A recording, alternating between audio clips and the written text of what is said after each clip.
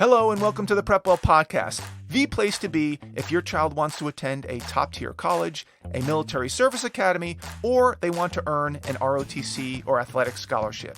I'm Phil Black, your host, and my job is to prepare you and your child for this amazing journey. So sit back, buckle up, and prepare to out-prepare. Hello, friends, and welcome back to the PrepWell Podcast. In today's episode, I want to discuss a pet peeve of mine.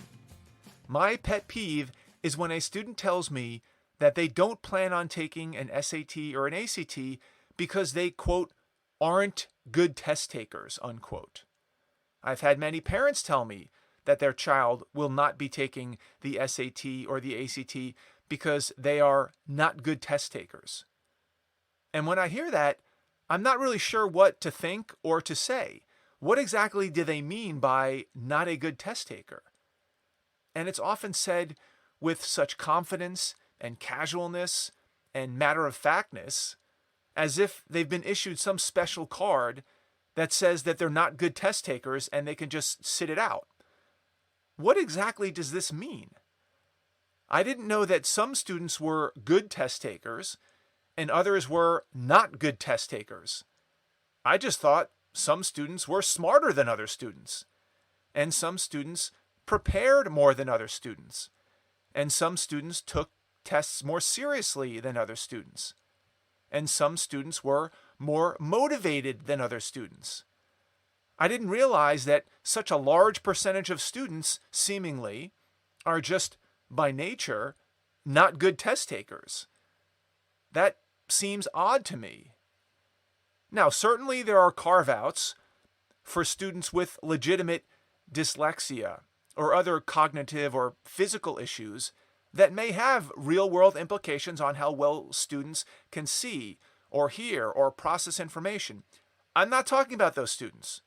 Those students have documented physical issues to contend with, presumably. I'm talking about regular students who do well in their classes. Many get all A's. And they don't have any of these discernible medical conditions, but somehow got the impression, or someone gave the impression to them, somewhere along the line, that they were not good at test taking. When exactly did this occur? And who decided that this was the case? I think it often happens when a student takes the PSAT, for example, and doesn't do as well as they had hoped or expected, or as well as their friends did, and they immediately jump to the conclusion, the convenient conclusion, by the way, that they just must not be good test takers. Or there's a student who gets nervous before a big test and freezes up and does poorly on the test because of some type of test anxiety. And that's it. They now label themselves as not a good test taker. I hear that one all the time, test anxiety. Now, don't get me wrong. There are some people who do particularly well on standardized tests, even without a lot of work. I don't refer to those people as good test takers. I refer to them as smart, bright, sharp, brilliant, naturally gifted. I certainly don't count myself in this group. I am certainly not a good test taker in that context. But that doesn't mean that I consider myself not a good test taker. I'm just not that smart. It has nothing to do with being a good test taker or not. Again, I'm just not that smart. This isn't a humble brag here. Ask my wife, ask my kids. I'm not ashamed to say that. Everyone has their thing, and test taking happens not to be my thing, and I'm okay with that. I don't use that as a label or as an excuse to skip a test or not work hard or prepare ahead of time for a big test. And I've taken a lot of big tests over the last 20 or 30 years. I took the SAT back in the day. I took what's called the GMAT, which is like an SAT for business school. I took the Series 7 and the Series 63 exams when I was working on Wall Street. I took a civil service exam to get into the fire department. I took a military test to get into the Navy. I took an officer's aptitude test to get into Navy Officer Candidate School.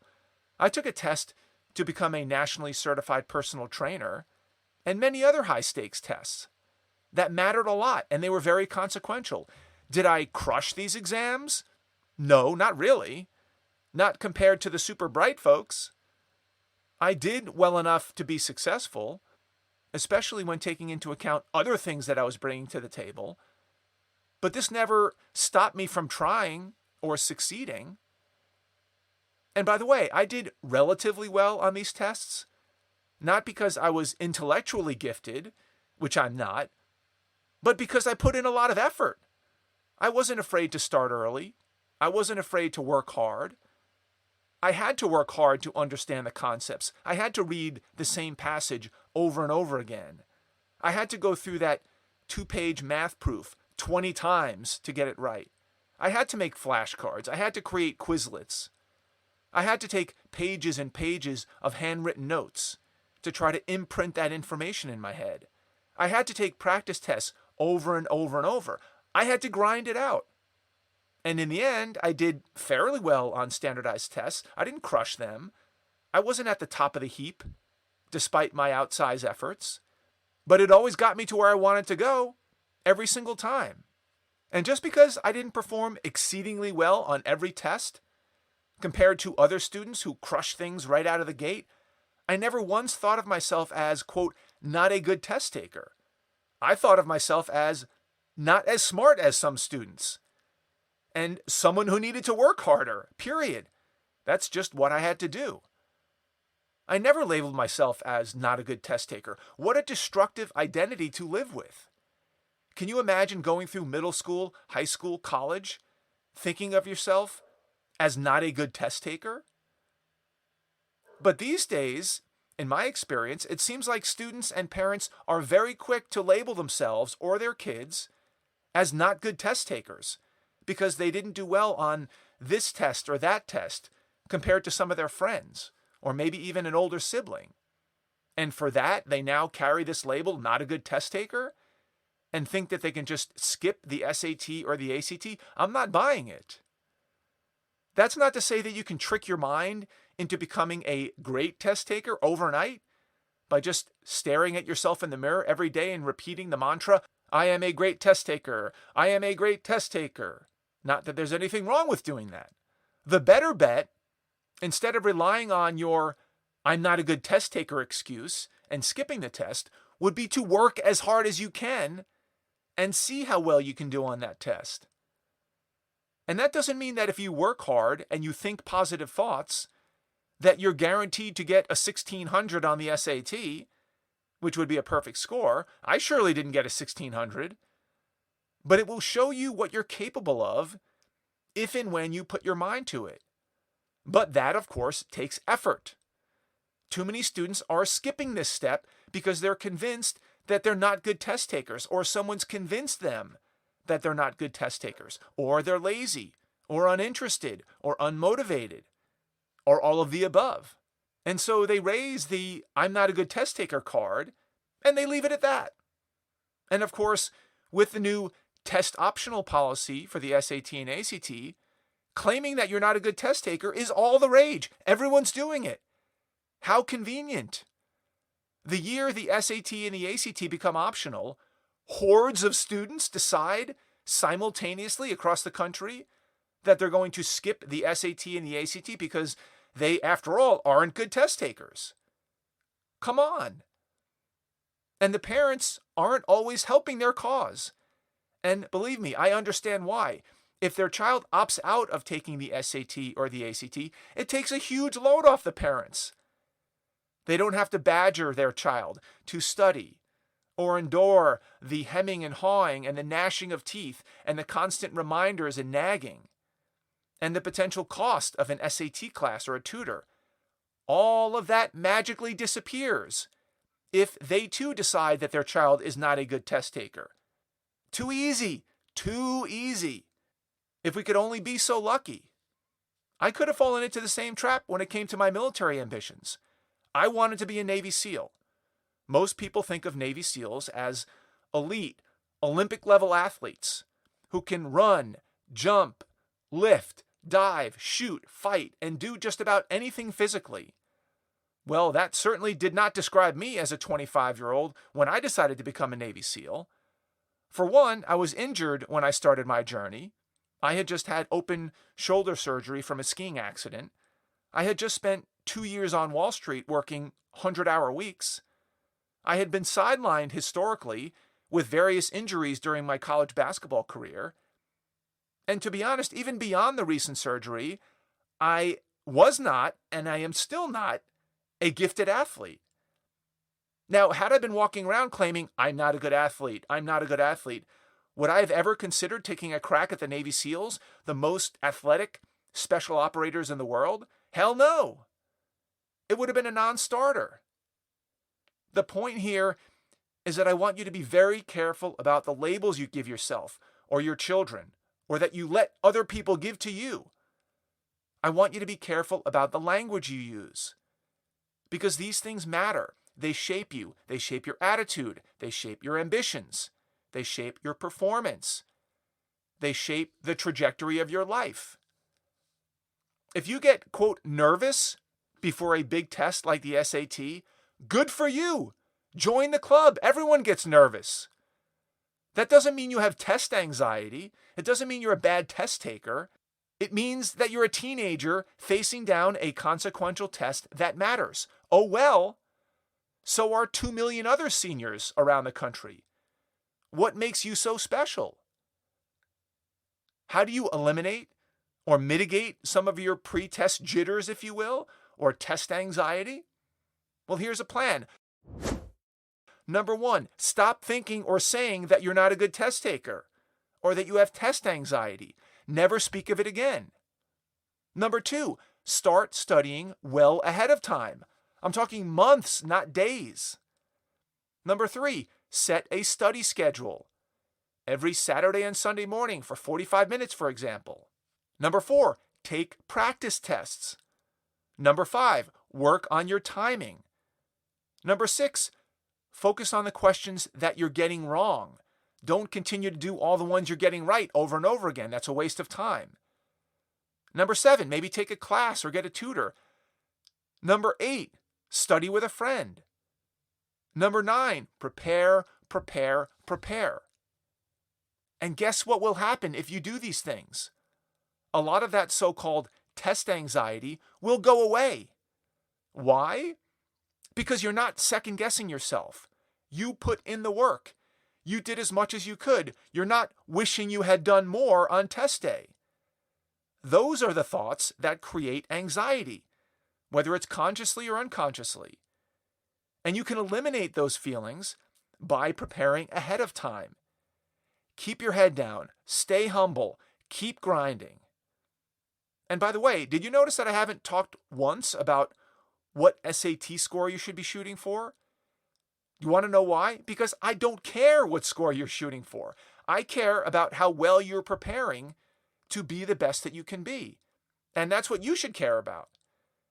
The score is not really relevant here. If you prepare the most you can possibly prepare, then you're a winner in my book, no matter what your score is. If you're fully prepared and confident, then the score is what it is, and you're going to have to work with it. And here's another little tip as you prepare for the SAT or the ACT. For the weeks and the months leading up to test day, I want you to be humble. I want you to grind. I want you to push yourself. Don't cut any corners. I want you to strive.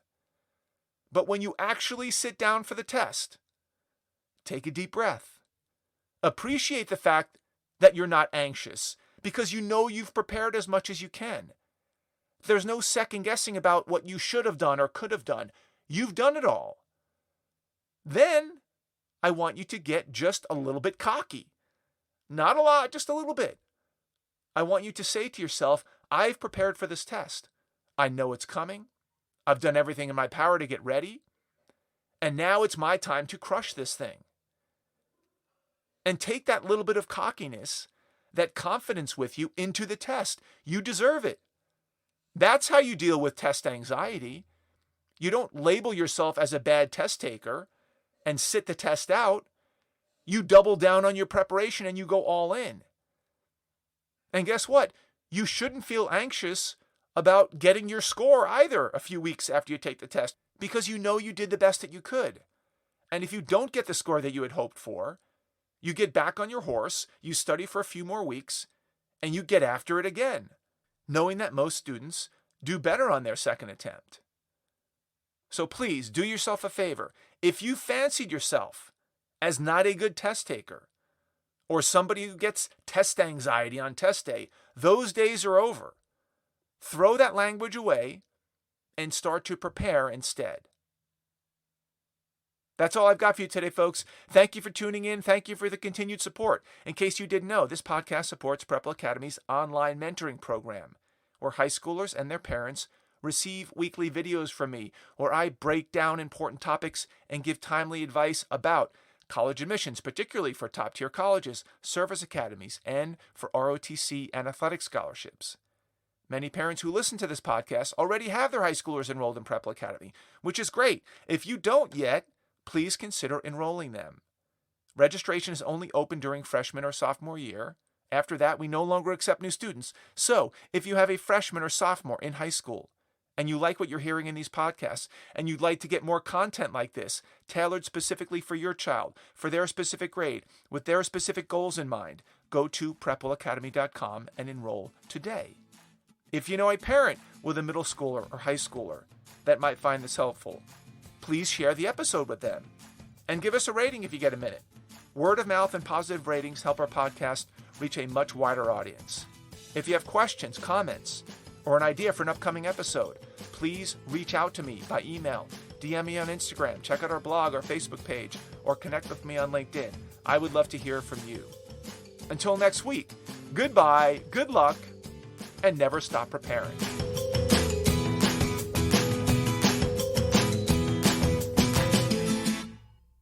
This podcast is brought to you by PrepWell Academy. PrepWell Academy is my one-of-a-kind online mentoring program that delivers to your 9th or 10th grader a short, highly relevant video from me every week, every Sunday, in fact, where I give them a heads up about what they should be thinking about to stay ahead of the game. To get these valuable lessons into your child's hands, please head over to PrepWellAcademy.com and enroll your child today.